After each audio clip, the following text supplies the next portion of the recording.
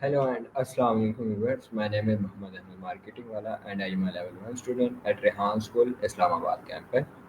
As you all know, whenever we appear, we bring a brand new video for you. Today I am going to have a 25-minute call with Kalani, and the topic of our discussion is understand the measure needed to protect digital information. So let's begin our conversation with Annie. So let's start.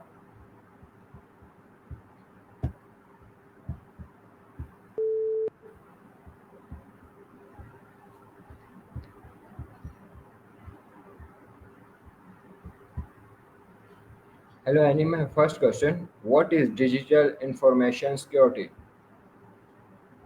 Hey Mohammed, great question to kick things off. Digital information security is all about protecting your data, like your passwords, photos, and personal info from hackers, theft, or accidental loss. Think of it as locking your digital doors and windows. Do you feel like your online info is pretty secure right now? Or maybe you're curious about how to beef up. Okay, Annie. My next question: why is it important to protect digital information? Oh, that's a good one. Protecting digital info is super important because imagine if someone stole your social media account or your bank info, that could cause big problems. Plus, a lot of our lives are online now, so losing data or having it stolen can mess with your reputation, finances, or even your future opportunities. It's like locking your house, better safe than sorry, right? Do you ever worry about your own info being safe? Okay, Annie. My next question: what are the most common types of digital threats? Ha, love the pun digital threats. The most common ones are hackers trying to steal info, malware like viruses or ransomware, phishing scams that trick you into giving away passwords, and data breaches where big companies accidentally leak info. It's like digital pickpocketing. Do you think you're pretty cautious online, or do you ever fall for those sneaky scams?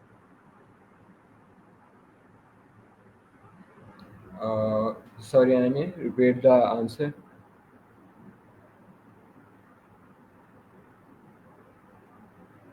No worries at all, Mohammed. Repeating is a great way to learn better.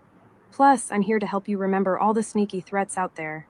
So, the main ones are hackers, malware, phishing scams, and data breaches. Think of them as digital villains trying to mess with your info.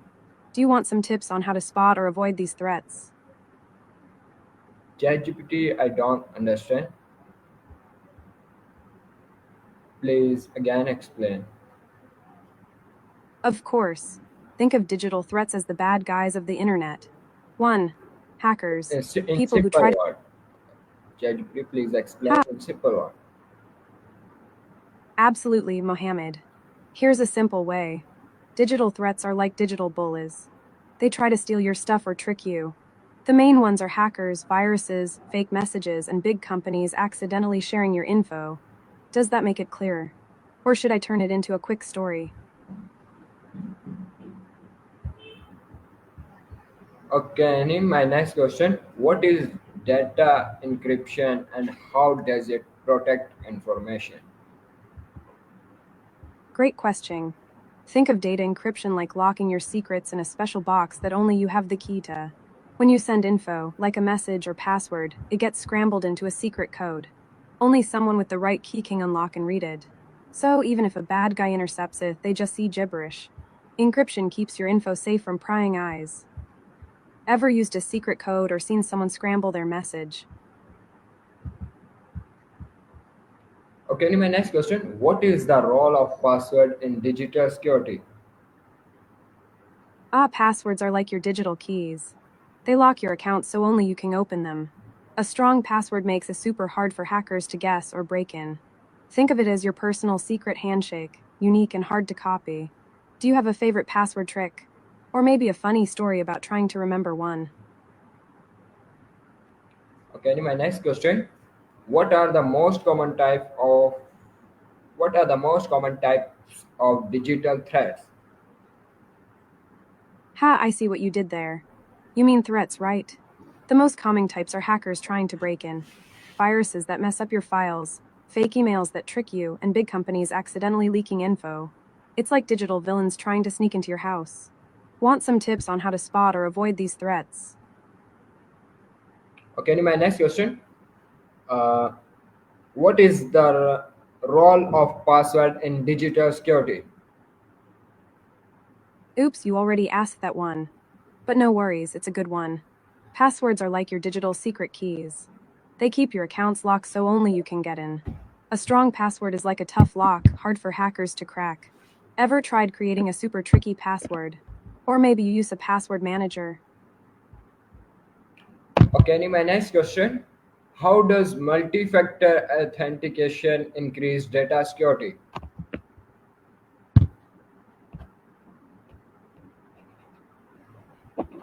Great question. Multi factor authentication is like having two or more locks on your door. First, you enter your password. Then maybe you get a code on your phone or answer a secret question. It makes it way harder for hackers because they'd need more than just your password. It's like having a double lock on your digital house. Do you use MF on any of your accounts? Okay, my next question. What is the difference between cybersecurity and information security? Please Ooh, good one. long explain. Caught it, Mohammed. No explanation. Just ask away. What's your next question? And my next question, how does multi-factor authentication increase data security? You already asked that one, but I love your curiosity. Want to try a new question or maybe dive into a different topic? I'm here to chat. Okay, and my next question, what is the firewall and how does it work? A firewall is like a digital gatekeeper for your computer or network. It checks incoming and outgoing traffic and blocks anything suspicious. Think of it as a security guard that only lets the good guys in. Want to know how to set one up or why it's so important? Okay, and my next question, what are antivirus and anti-malware tools used for? Antivirus and anti malware tools both protect your system, but they focus on different threats. Antivirus detects and removes viruses, while anti malware scans for and blocks all kinds of malicious programs, including new and tricky threats.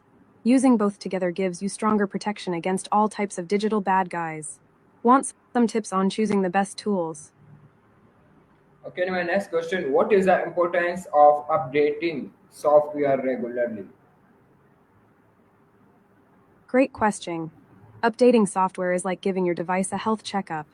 It patches security holes, fixes bugs, and adds new features. If you don't update, hackers can exploit old vulnerabilities. So, staying current keeps your digital life safe and smooth. Ever had an update pop up at the worst moment? Or maybe you're the type to ignore them. Okay, and my next question, how can using strong password help protect digital information? Using a strong password is like locking your digital house with a super tough lock. It makes it really hard for hackers to guess or crack it. The longer and more complex, the better. It keeps your personal info safe and prevents unauthorized access.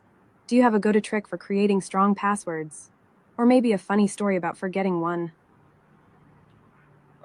Sorry, Annie, please again explain. I don't understand. No problem, Mohammed. Think of a strong password as a super tough lock on your door. If the lock is strong, it's hard for someone bad to open it and get your stuff. So, a strong password makes it really hard for hackers to guess or break into your accounts.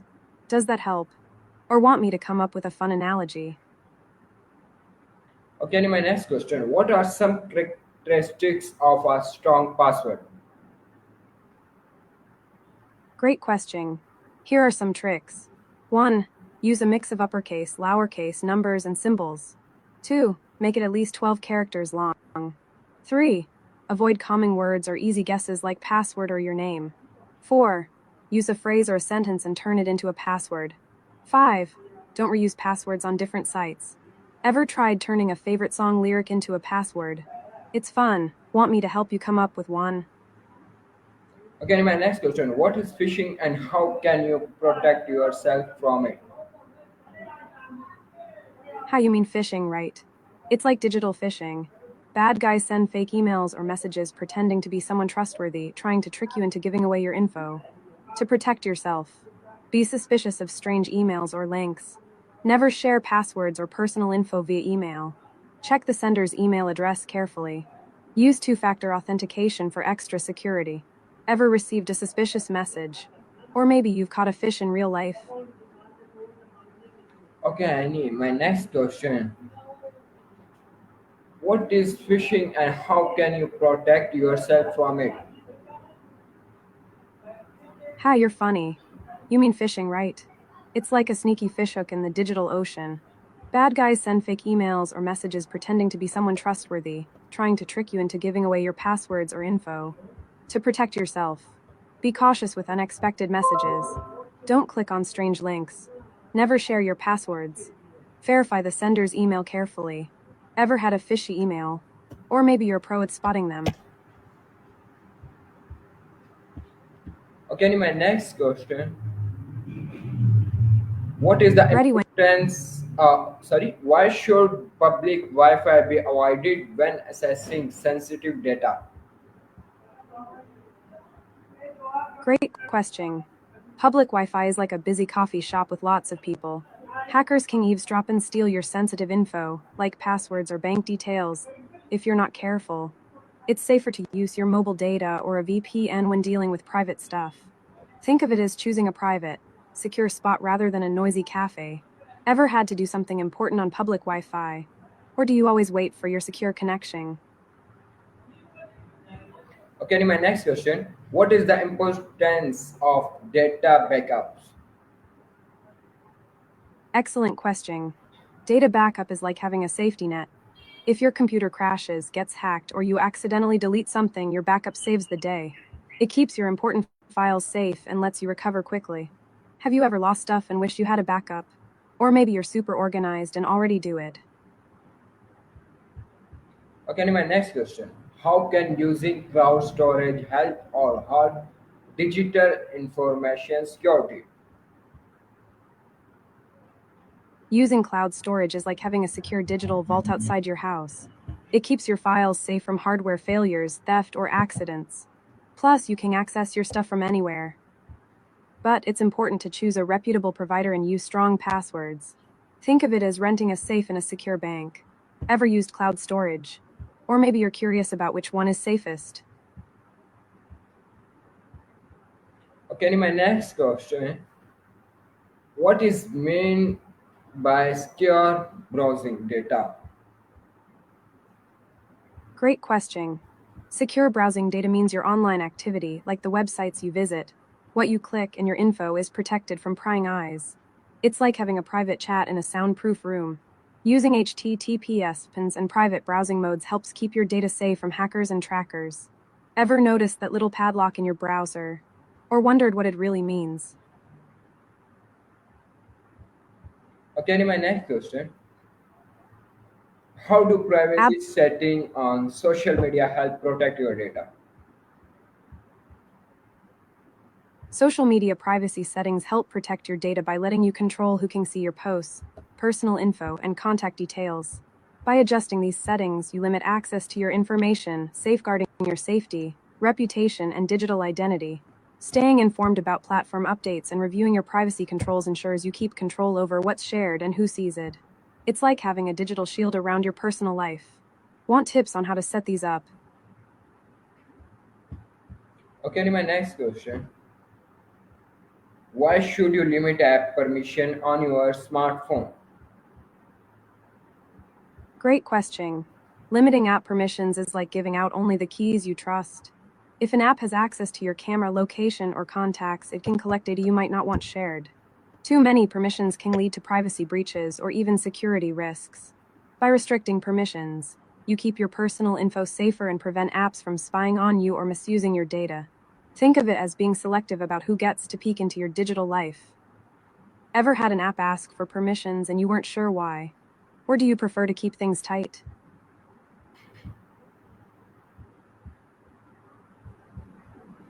Okay, Annie, my next question. What are the responsibilities of recording data protection? Please long explain.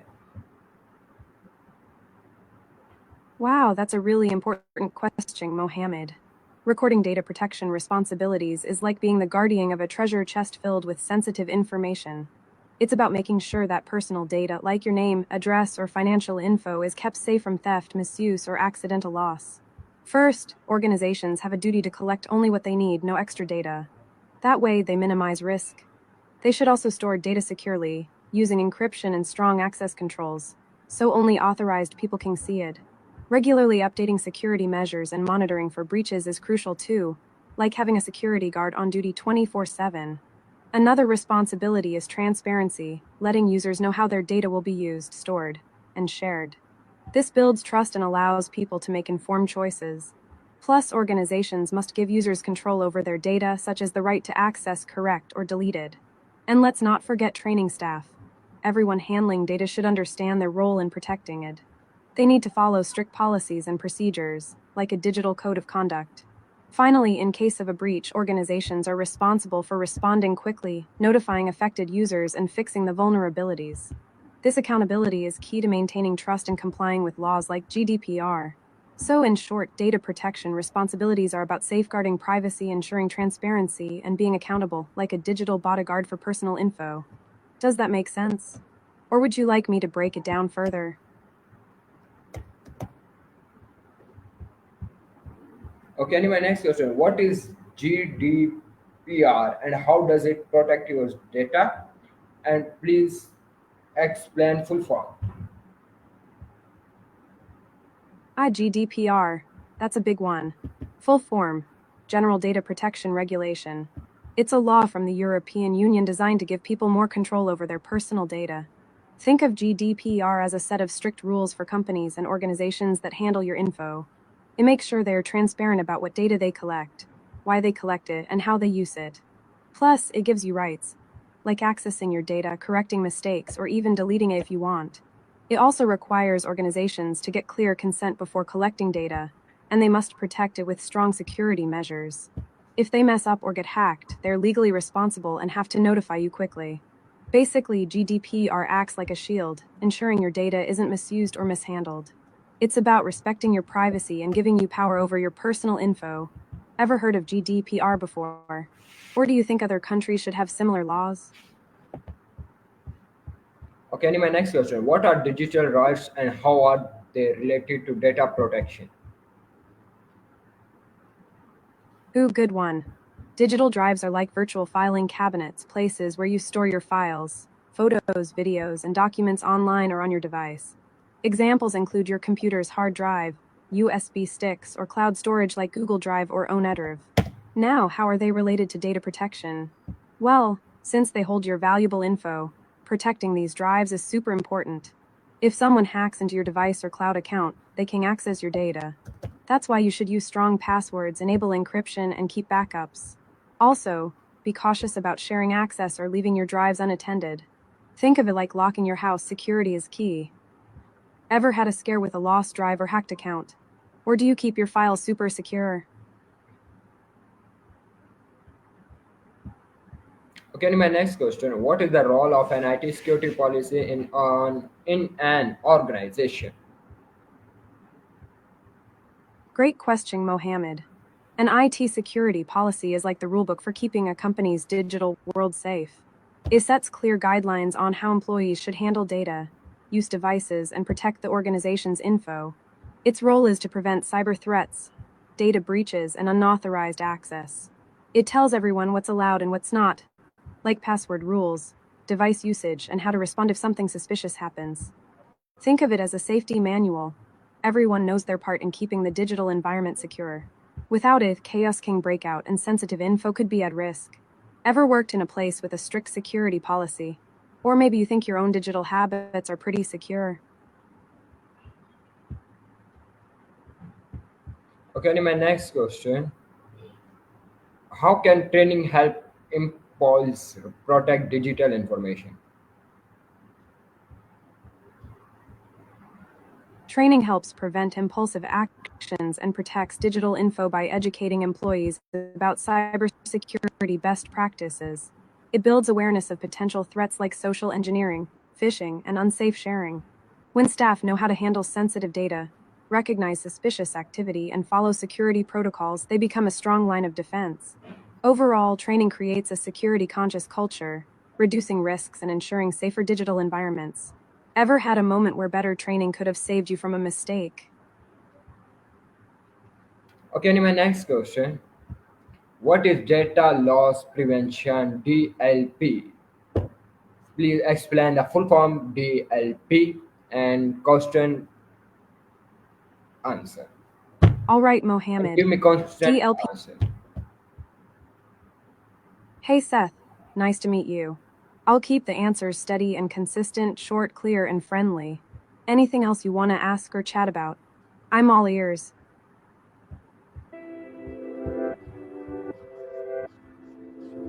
Okay, and my next question. How does end-to-end encryption work in message apps and, for example, WhatsApp? Great question, Seth. End-to-end encryption E2EE is like sending a secret message that only you and the person you're talking to can read. In WhatsApp, when you send a message, it gets coded into a special secret language using keys. Only your phone and your friend's phone have the matching keys to decode it back into readable words. Even WhatsApp or hackers can't see what's inside because they don't have the keys. It's all about keeping your chats private from start to finish. Ever used WhatsApp's secret chat feature? Or do you think your messages are pretty secure?